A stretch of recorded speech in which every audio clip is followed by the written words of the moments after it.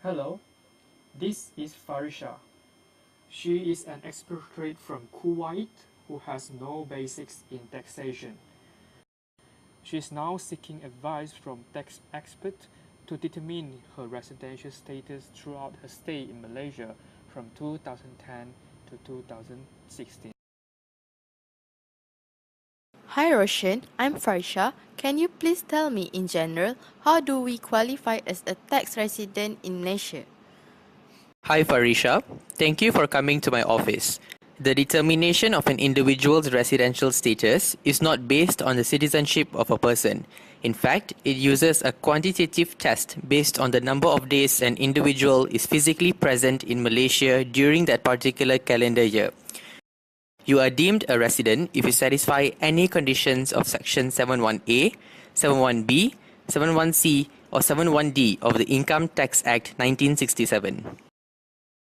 Alright, can you help me determine my residential status from 2010 until 2016 by applying those conditions? Definitely. Let me have a look at the details of your stay in Malaysia, Farisha. Sure, here you go. Okay, Farisha, let me help you with this. In 2010, you are a resident by virtue of Section 71A, as your stay in Malaysia exceeded 182 days. Do I need to stay at least 182 days consecutively in order to comply to this section? No, you do not.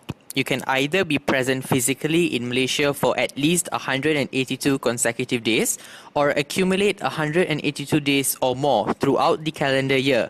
Bear in mind that a part of a day is still considered a full day in this context. I see. In 2011, you stayed in Malaysia for merely 3 days, thus not satisfying Section 71A. However, you are still a resident by virtue of Section 71B.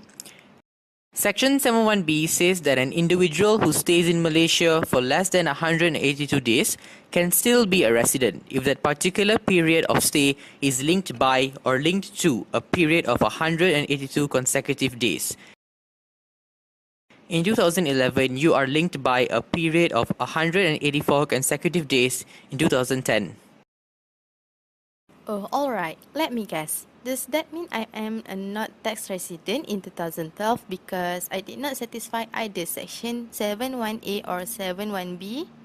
Actually, no. You are still a resident in 2012 by virtue of Section 71B. The application of Section 71B has the special feature we call the temporary absence. This means that the period during which an individual is not in Malaysia due to temporary absence will be included in calculating the period of less than 182 days or the period of 182 days or more consecutively in order to create a link. In 2012, you are linked to a period of more than 182 days in 2013 due to temporary absence from your service matters abroad.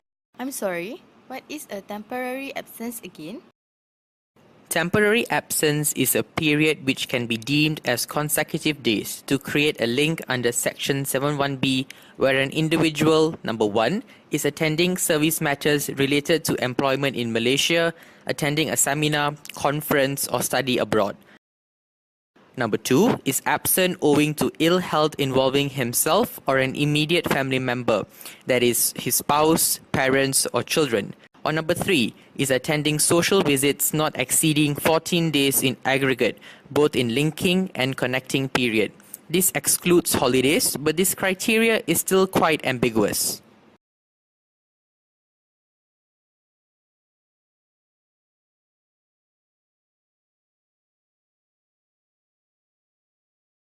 Created using Powtoon.